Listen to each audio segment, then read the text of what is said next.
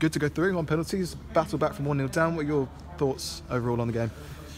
Yeah, you wouldn't say it was going down as a classic, but good endeavour.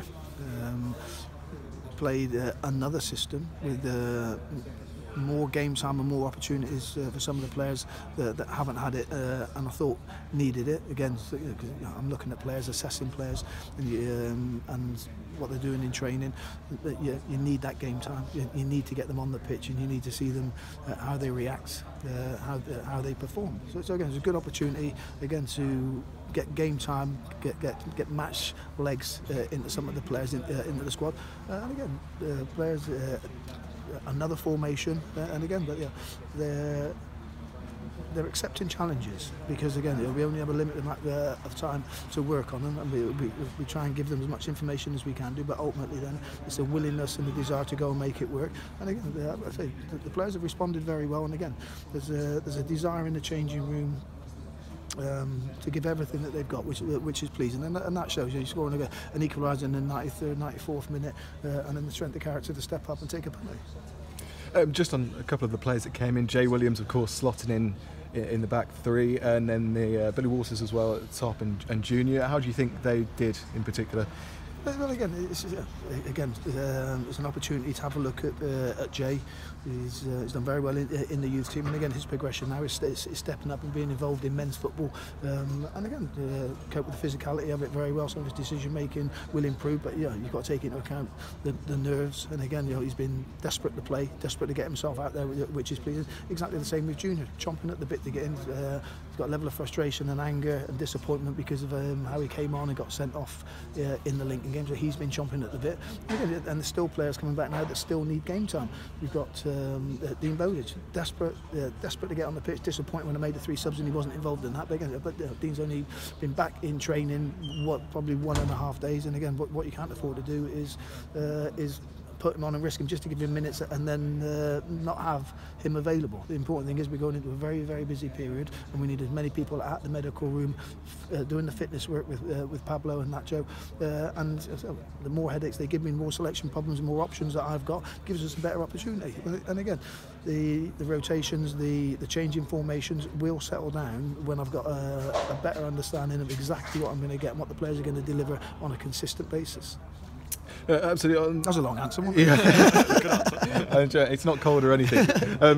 In the first half, talk about the Cambridge goal, because it looked like you'd gotten away with it, but then they scored in that second phase. What did you make of that goal? Well, again, I think they had 2 shots in the first half and scored one. A little bit of indecision, I think, from the goalkeeper. But you're going to get that because he hasn't had game time.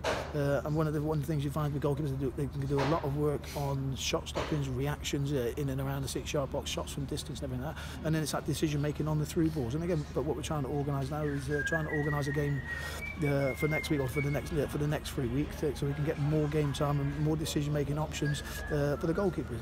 And again, it's vitally important as well. We have been going through a period where we went thin on the ground with players, so we decided not to arrange a game. Now we're getting players back. Now we need to be able to organise a couple of bounce games behind closed doors to give the game time, and also then to have another look and an opportunity to assess the players in game situations. And you started the second half on the front foot. You were in particular very vocal. We could hear you from up in the commentary point, but it then kind of tailed off a little bit. What my vocal? Yeah. No, I think as it tailed off, your vocal went up. But, okay. How did you find the beginning of the second half? Because it did look like it was just petering out. Well, again, I think it's I've taken over a group of players that the large majority of them were in the relegation from last season. So the start of the season where there's been like a new manager and you get into a rut of losing games, and what you do is then you have to manage the environment. And again, there's a level of frustration within myself because some of the simple things we're doing or trying to do, we're making them look very, very difficult.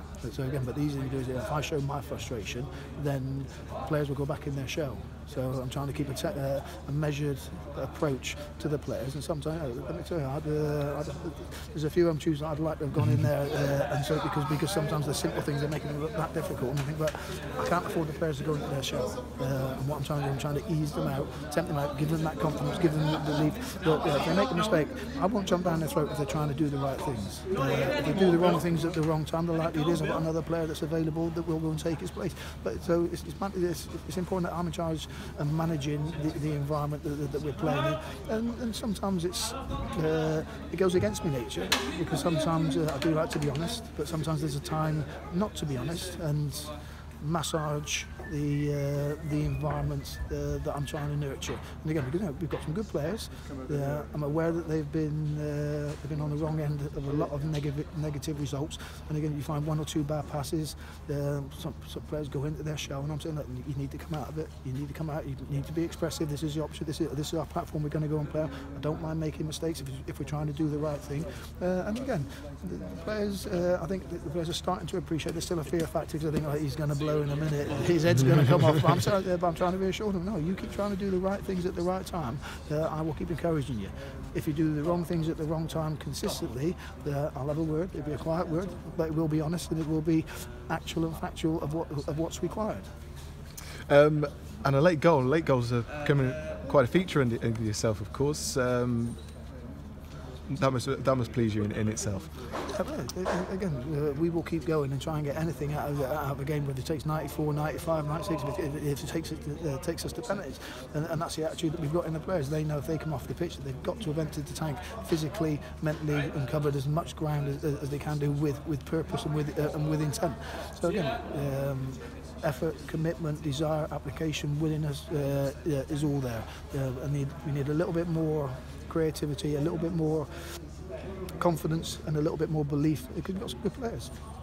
And again, the message that we said to the players were, respect the simple things, do the simple thing well, and then we can turn to page two. And it's one of those, because I think of last too easy. What you do find when things are that simple, players they get relaxed, but then players being relaxed go below the line and become sloppy. And what we're saying, I don't mind people's natural demeanour to be relaxed, but be neat and tidy in what you're trying to achieve, and accomplish what you're trying to achieve. Is the simple things, do the simple things well, and then we can turn the page together. And on to penalties. Is it something we've been practicing all week? Because there's some very nice spot kicks and a brilliant performance from Lewis Ward as well. Yeah, no. Again, we had a quick chat before the penalties, and it's one of those: make your mind up, be decisive, and deliver. Very simple. Don't change your mind. Don't worry about what the goalkeeper does. Put the ball on the spot. Know where you're putting it. Focus on your run up. Put the ball in the back of the net. And again, Lewis made some good saves. I know they had good intelligence from Dan Watson, the goalkeeping coach. So he was briefed, knew where every single penalty taker, where they put them before, where they've missed before, and where the likelihood is where it was going. Committed to it. Went and made some good saves. And finally, just to look ahead to Saturday, back to the league against Curle, of course. What's the biggest takeaway from tonight that you'll take forward into that game on Saturday? They're through to the next round, and again, Curle Saturday will be a different game. Again, the biggest plus is that we've got players with game time into their bodies, and now is an opportunity to get the group together. I'll pick a team, and then we'll be able to work on the system Thursday, Friday, and again we'll go out there. We'll be a very committed team, very committed performance. We identify the strengths and weaknesses of Crawley's, and we build confidence by doing the simple things. Thank you very much, Keith. Well done tonight.